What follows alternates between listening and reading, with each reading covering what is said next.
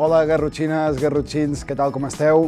Una setmana més som aquí asseguts a l'Alcalde Respon, en aquest cas amb l'alcalde de les Planes d'Hostoles. Bones, alcalde, com estem? Moltes gràcies. Que fa res, uns dies, aquest divendres, va signar davant de notari una compra per valor de 175.000 euros de 3 pisos de lloguer destinats a la joventut del municipi i ens explicarà una mica en aquesta iniciativa, alcalde, suposo, per aquesta política d'habitatges, aquest parc d'habitatge de les Planes que, a poc, tinc entès que voleu anar ampliant, no? Sí, aquesta era una de les propostes que portava un nou programa electoral. Per nosaltres el programa electoral és un full de ruta d'allò que anem fent i bàsicament una mica l'idea era que nosaltres entenem que com a Ajuntament hem de disposar d'un percentatge del parc d'habitatges del municipi, no molt extens, però sí que hem de començar a treballar en aquestes polítiques amb l'idea de que els joves no hagin de marxar fora perquè no troben un habitatge per poder-se emancipar.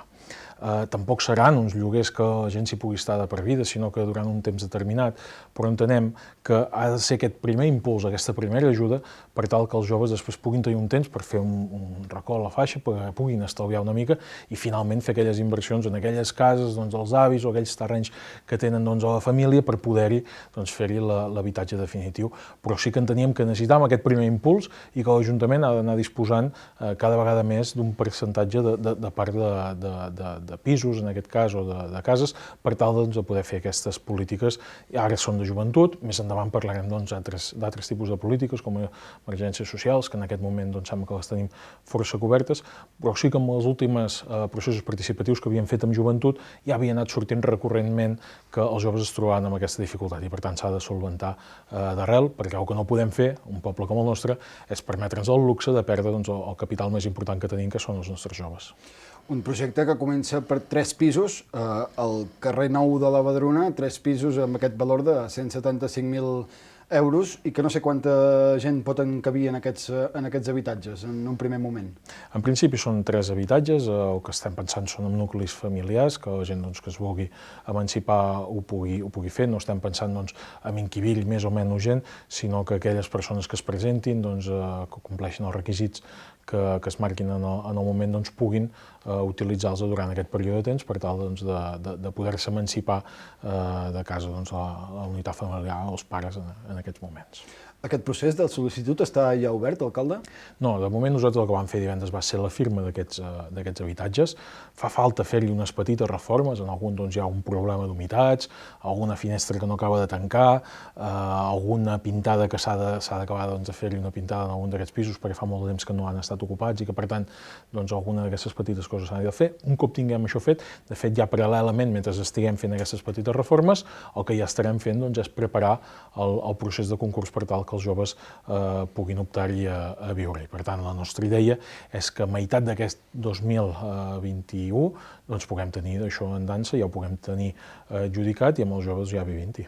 Quina tipologia tenien aquests pisos? Eren pisos d'un banc? Eren pisos d'un propietari que s'han quedat buit per motiu X? O quina tipologia tenien? Eren pisos que s'havien quedat d'un banc, que en aquest cas el promotor no havia acabat de tirar endavant la promoció, al final el banc s'havia quedat aquests habitatges i que per tant nosaltres també entenem que en aquest moment és el moment que hem de fer aquestes polítiques d'adquirir aquest tipus d'habitatges. Sé que de vegades potser les necessitats d'habitatge venen en altres moments, però sabem que les anem tinguent al llarg del temps i quin és el millor moment que quan l'habitatge no està inflacionat com pot estar en altres moments. Si ara pensem què ha passat els últims 20 anys, és que potser el 2006-2007 era un moment que es parlava més de l'habitatge, que hi havia més aquestes necessitats, però també era un moment on els preus estaven més alts i que estaven molt inflats. Per tant, el moment de fer aquestes compres és el moment que els preus estan més baixos i en aquest cas, el que són els grans propietaris, que són aquests bancs i aquestes immobiliàries que són propietats dels bancs, és el moment de poder-hi anar i comprar-los petits lots, en aquest cas 3 habitatges que eren del mateix banc i de la mateixa immobiliària, per un preu molt més inferior al que seria el preu de mercat. Ens explica l'alcalde que són uns pisos pont a l'hora de fer un projecte de vida, uns pisos que et poden permetre estalviar per quedar-te al final a les Planes. quines característiques ha de tenir un lloguetaire, en aquest cas, per poder adquirir un pis d'aquests, i quines són les condicions que tindria a l'hora de llogar-lo? En aquests moments les estem acabant de definir, no estan tancades. Sí que nosaltres, quan ho hem fet, estem pensant en els joves que són del municipi, que han nascut al municipi i que, per tant, tenen aquesta necessitat de poder-se emancipar. No ho estem pensant perquè vingui gent de tota la comarca ni gent de fora. Entenem que dintre del municipi hi ha prou necessitat com per primer intentar-la cobrir amb aquesta iniciativa de l'Ajuntament, i un cop aquesta iniciativa estigui coberta, un cop veiem que la demanda per part d'aquest col·lectiu ja no està ja està suficientment coberta, començaríem a pensar en altres col·lectius. Però, en tot cas, la prioritat dels joves aquesta és important. Hem de pensar com ho hem de fer per tal de no perdre els joves en els nostres municipis. Si parlem amb molts alcaldes de la comarca, molts tenim aquesta preocupació de no perdre habitants, sobretot dels més joves, d'aquesta gent que se'ns en va perquè tenen altres oportunitats o tenen més facilitats a fora de casa nostra. De vegades costa trobar sortides laborals, sobretot quan el ventall laboral és tan complex i tan divers a dia d'avui. Abans era relativament senzill, quan parlàvem d'un polígon industrial, tothom s'imaginava que això generava una ocupació molt directa, però ara l'ocupació és molt diversa i, per tant, com ho podem fer perquè aquests joves no se'ns acabin anant? I aquí hi ha molts factors que acaben sumant iniciatives que ens creiem que ens poden ajudar a evitar que aquests joves ens marxin. Una xarxa de comunicacions important, i aquí la fibra òptica jugava un paper clau per tal d'aquestes noves fórmules de treball que abans us comentava, perquè els joves no hagin de marxar. Tenim alguns joves que treballen exclusivament de nit enviant coses a Estats Units perquè necessiten aquestes bones comunicacions i que són els primers que s'han apuntat a aquestes iniciatives de noves comunicacions, i a partir d'aquí enteníem que també l'habitatge havia de ser un factor que nosaltres com a Ajuntament hi teníem molt més a fer, i per tant aquesta iniciativa de posar-ho en funcionament pensant en això, sobretot amb els joves del poble, i un cop tinguem coberta aquesta demanda, començar a obrir altres ventalls, altres necessitats que tenim que són importants. Però si ens descapitalitzem de gent, si perdem aquests joves que han de ser el futur de casa nostra, realment el futur com a poble el tindríem molt negre. Per tant, aquest és l'objectiu, cobrir aquestes necessitats, i un cop tinguem cobertes aquestes necessitats, començar a ampliar mires. És un condicionant llogar un pis, a l'hora de llogar un pis, haver-te de quedar després a les Planes? Això no ho podrem condicionar, perquè al final la gent tindrà la capacitat de poder anar a un lloc o a un altre, però sí que entenem que és una ajuda que els primers anys, des que tu estàs emancipat, que puguis estar en aquest municipi, ja comences a tenir-hi família, que és fàcil que si tu tens fills els acabis portant a la llar d'infants, a l'escola, i per tant això et generi una arrel més important en el municipi, i que al final aquesta gent acabin decidint quedant-se a viure a les Planes, optant a això que abans comentava, arreglar aquell pis de l'àvia o aquella casa de l'àvia que havia quedat buida quan els va deixar, o aquell terreny que és de la família, que durant molts anys no s'ha acabat fent-hi res. Totes aquestes iniciatives entenem que poden ajudar a que aquests joves acabin prenent aquesta iniciativa, i que quan ja tenen una edat més adulta i també una estabilitat laboral, que cada vegada arriba més tard en els nostres dies, puguin iniciar aquestes iniciatives. Un projecte de vida el que ens explica l'alcalde de les Planes, Eduard Llorà, que busquen per als joves del municipi, i va més encaminat ara aquest projecte de vida a temes com el que vostè treia, com el del teletreball. És un bon lloc les Planes per treballar? És un bon lloc les Planes per tenir un projecte de vida? Què hi trobarien els joves a les Planes que no et trobessin en un altre municipi? Jo no sé si a les Planes és un bon lloc per treballar, sí que sé que és un bon lloc per viure. I aquest és un plantejament que tots els que en algun moment determinat ens ho hem hagut de plantejar amb la parella, on viure, on criar els nostres fills. Entenem que tenim una escola model, on és ideal portar-hi els nostres fills. És un lloc on tots ens coneixem i per tant és còmode viure en un municipi on més o menys estem en família i tots ens coneixem. També és un poble on té serveis, per tant hi ha comerços, hi ha alguns d'aquelles necessitats més bàsiques que estan cobertes, per tant és un poble on és fàcil viure i per tant on la vida hi és agradable. Estem en un entorn incomparable, per tant jo crec que les Planes en aquest sentit el que hem de buscar és que l'Ajuntament creï aquest ecosistema on es reforcin tots aquests aspectes positius que fan que siguin decisius en el moment de decidir on te vas a viure o no. Per tant, entenem que és un bon lloc per viure i això és el més important. És un gran lloc per viure i per tant nosaltres volem continuar reforçant aquesta idea i ajudant a que el màxim de gent decideixi sobretot quedar-se a casa nostra, al seu poble. Parlava vostè de comerç.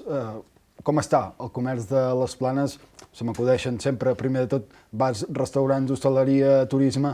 Ho estan passant malament i sabem que pregunten constantment en aquests comerços com estan en aquest moment, quines ajudes se'ls estan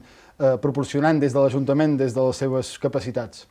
Nosaltres tenim molt clar que els moments que estem vivint eren excepcionals. El 2020 el primer que vam fer era una actuació que teníem prevista amb recursos propis de l'Ajuntament, anul·lar-la i traspassar aquests diners, traspassar les ajudes directes a les empreses, en aquest cas sobretot hostaleria, que eren els que per decret havien hagut d'estar tancats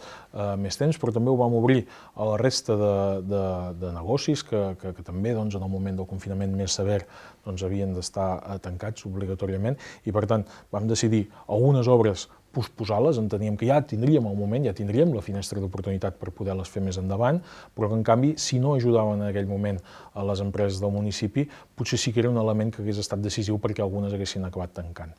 En aquests moments estem en un moment molt més ambigu en aquest sentit, on els tancaments no són forçats, però són tancaments quasi velats o quasi obligats, i per tant aquí hi ha alguns sectors que estan treballant i que poden treballar amb una certa normalitat dintre de l'excepcionalitat que vivim, i altres que evidentment no estan tancats però pràcticament com si ho estiguessin, i quan abans em comentava hostaleria, l'hostaleria en aquest moment jo crec que és un dels grans damnificats de com s'està fent la gestió de la pandèmia a casa nostra. Com els podem ajudar, com es poden fer noves accions per ajudar aquest col·lectiu? Crec que primer de tot haurem de valorar com continua evolucionant, perquè en aquest moment si ens plantegem alguna ajuda només de començar el 2021 sense haver vist quines les accions que s'acaben fent de restriccions, ens podríem quedar curts. I per tant no volem començar a plantejar accions si no veiem més o menys com comença a anar aquests semitancaments, jo parlaria de tancaments embalats per part de la Generalitat, uns tancaments que si em permeteu es fan des d'una òptica quasi dient us tanquem però no us tanquem, perquè si diem que us tanquem us haurem d'indemnitzar, i per tant com que no hi ha diners per indemnitzar, com que no hi ha recursos a darrere, doncs diem que no us tanquem, però la realitat és que les restriccions són tan severes que el que fan és que aquests establiments, i tu per exemple el treus, el sector de l'hostaleria és un dels grans sectors damnificats d'aquesta política poc valenta, en la meva opinió, i que s'hauria d'afrontar i s'hauria de parlar molt més clar a la ciutadania, perquè al final els hi va un projecte de vida. I molts d'aquests empresaris s'estan endeutant, estan fent tot el possible per aguantar els seus establiments, i si l'administració no és clara amb quin serà el seu futur durant aquest 2021, algú es pot quedar realment atrapat a dintre d'uns crèdits que potser, si se li hagués explicat tot com hagués anat, no hagués decidit fer. Segurament, alcalde, no tenim temps, per tant, aquest tema donaria per molt, però aquest és un programa dedicat als municipis, pels municipis, i per explicar l'actualitat, i no només l'actualitat, sinó els projectes de municipi. Fa poc ens informàveu que esteu iniciant el projecte més gran, el vau definir d'aquesta manera, del vostre mandat. Via lliure, alcalde. Sí, aquest era un projecte que neix a final del mandat anterior. El plantegem molt a inicis de mandat. Aquesta de vegades també les incongruències de les administracions, que poca flexibilitat que la Generalitat aquí ha mostrat. Nosaltres sí que estàvem preparats a començaments de 2020, 2021, poder executar aquestes actuacions, però la pandèmia potser hagués preferit que haguéssim allargat un any o dos les execucions. Però bé, en tot cas, nosaltres ja estàvem a punt, les tirem endavant, són 3 actuacions, que una és de millora del enllumenat del tram urbà del municipi, des del cementiri fins a l'entrada sud del barri del Jonquer, per tant, allargar aquest enllumenat de la carretera principal pels dos extrems, i també una mica pel costat de la Pocafarina, intentar millorar l'enllumenat en aquests punts. Un altre de millora de les connexions en aquells trams que es travessa la Via Verda pel municipi, fent més accessible, també hi ha molta gent del municipi que és gent gran, que és gent que va en cadira de rodes, que sovint els veus passejar pel per les aceres, perquè de seguida que sortim del que és el tram més urbà del municipi, doncs els camins ja no són camins ni emporlanats ni asfaltats, i entenem doncs, que aquestes millores de mobilitat i també d'il·luminació ha d'ajudar doncs, que tots els públics doncs, puguin arribar-se doncs, a connectar amb aquesta gran infraestructura que són les vies verdes, que en el nostre cas ens travessa quirúrgicament pel mig del municipi, però que aquests camins que acaben enllaçant doncs, ha de permetre que tots els públics doncs, puguin fer ús d'aquestes vies verdes també i s'acabin connectant. I l'últim, o potser el més important, i el que acabava donant doncs, un pes en el seu conjunt, era arreglar la Rambla, potser la gran actuació que ens quedava pendents després de fer el carrer del Pla, que també va ser una gran actuació que es va fer el mandat anterior, i la Rambla, que és aquesta entrada que tenim en el municipi, que la volíem redefinir, que aquí doncs, s'ha fet doncs, una molt bona feina amb un procés de participació on la gent del poble deia com volien que fos urbanísticament aquesta Rambla. Ja s'havia fet també en la plaça Gran del Jonquer, on els veïns havien definit com volien que fos aquesta plaça. Doncs aquí a la Rambla s'ha fet el mateix i al final el que s'ha decidit és un canvi molt radical de com és la Rambla a dia d'avui a com serà, en comptes de 2 carrils, un carril central amb una sola direcció i amb 2 laterals molt amples doncs, pel gaudi dels veïns del municipi, amb un espai doncs, molt més pensat per les persones que pels vehicles, perquè entenem també que cada vegada més hem d'anar pensant doncs, en com transformem aquests espais urbans en què siguin agradables doncs, pels veïns del municipi. Es va encetar aquesta legislatura l'any 2019, amb tots aquests objectius. La Covid ens ha fet perdre un any en molts sentits, però no sé si pot assegurar l'alcalde de les Planes que s'estan respectant els tempos i que es compliran aquests objectius. Nosaltres aquests 3 projectes, està clar que aquest any doncs, han de quedar finalitzats. Sí que no s'ha complit el temps amb 2 projectes més. Un era un FEDER que es feia conjuntament amb el Consell Comarcal, que és qui executa, que era un FEDER pensat en arreglar tots aquelles fonts, tots aquells punts d'aigua que nosaltres en diem fonts i safrejos del municipi per tal que fossin visitables i fer-ne una ruta molt amable, perquè tenim diferents fonts que són molt boniques de veure, i el que volíem era també que aquests visitants que nosaltres ens venen a l'estiu doncs, justificar també que acabem arreglant espais de dintre del municipi, no només els espais exteriors, sinó els espais interiors del municipi, i havíem iniciat aquesta actuació que pujava uns 100.000 euros aproximadament, i aquí doncs, l'any de les eleccions, juntament amb la pandèmia, ens ho ha retrasat pràcticament un any, com també doncs, el canvi de la gespa del camp de futbol, que després doncs, de la seva adquisició a final del primer mandat i de la reforma dels vestidors al final del segon mandat, juntament doncs, amb la cessió que se'ns havia fet per part d'una empresa d'un equipament doncs, per poder fer aquesta millora de vestidors, ara enteníem que el que havíem de fer era poder posar una gespa artificial, la qual ens permetés 2 coses. Primer, tenir una instal·lació com Déu mani, com creiem que es mereix l'equip de futbol del municipi, però també els equips de categories més inferiors o més juvenils, però també que en poguéssim fer un ús més intensiu. No tenia sentit que tinguéssim una gran instal·lació sense que es pogués fer un ús intensiu de la gespa. Si cada vegada que hi ha una mica d'humitat, cada vegada que hi ha aquells mesos que la gespa li costa més eixugar-se i és més fràgil i s'arrenca més fàcilment, no s'hi poden jugar totes aquelles competicions o tots aquells equips que voldríem tenir en el municipi, no tenia molt de sentit que haguéssim fet tota aquesta inversió. Per tant, aquesta gespa està pensada en això. Primer, abatir els costos de manteniment, que en aquest moment són molt alts, i la segona, en augmentar la intensitat de l'ús que es fa d'aquestes instal·lacions, que entenem que ha de ser molt més alt que es fa a dia d'avui, perquè la gespa en aquest moment és un element que ens limita l'ús que es poden fer. Per tant, són 2 actuacions que ens havien quedat posposades pel fet de l'any d'eleccions, però sobretot l'any de la pandèmia ens ho fa retrasar, però que aquest 2021 convergiran aquestes que ja teníem preparades amb aquestes que executarem durant aquest any. Parlàvem de l'estiu, alcalde, un estiu també on hi destaca sempre la cultura del municipi. L'any passat no es va poder fer el Festival Planes Estiueja't, que s'estava ja consolidant. Aquest any és un moment incert, però no sé si podem dir si es farà o no es farà el festival. Nosaltres, a dia d'avui, diem que el farem. si no s'endureixen més les restriccions del que estaven l'estiu passat, que res fa pensar que les restriccions que tenim aquest any siguin més dures que les que teníem l'any passat a l'estiu. De fet, l'any passat, si haguéssim sabut quin era el marc que se'ns plantejava, ja l'haguéssim fet. Per què? Perquè molts festivals van poder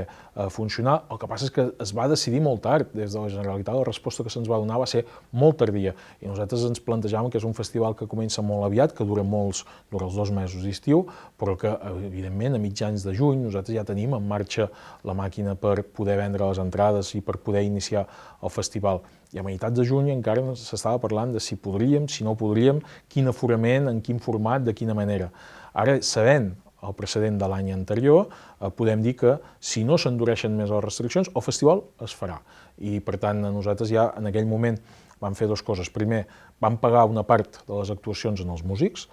i en aquest cas també en el servei tècnic que ens venen a fer il·luminació i so, perquè enteníem que la pandèmia podia portar unes conseqüències molt severes en aquest sector industrial que és la cultura a casa nostra, i com a Ajuntament enteníem que posposàvem l'actuació un any, però que ja volíem començar a avançar i que aquests grups no haguessin de patir més del necessari, almenys per la nostra part. I per tant, vam avançar perquè ens semblava que era una manera responsable d'actuar envers un sector ja de per si molt precari, però que la pandèmia podia acabar de passar una factura massa severa. Ha donat per molt aquest programa, hem parlat dels pisos pel jovent, hem parlat de la nova gespa del camp de futbol que canviarà l'imatge que tenim d'aquesta instal·lació esportiva. Hem parlat també de l'estiu, d'aquest festival Plan Estiueja't, que si fos demà es faria. Alcalde, sempre un plaer i ens veiem a la propera edició. Moltes gràcies a vosaltres. Ens veiem la setmana que ve amb una nova edició del programa L'Alcalde Respon. Gràcies per ser-hi.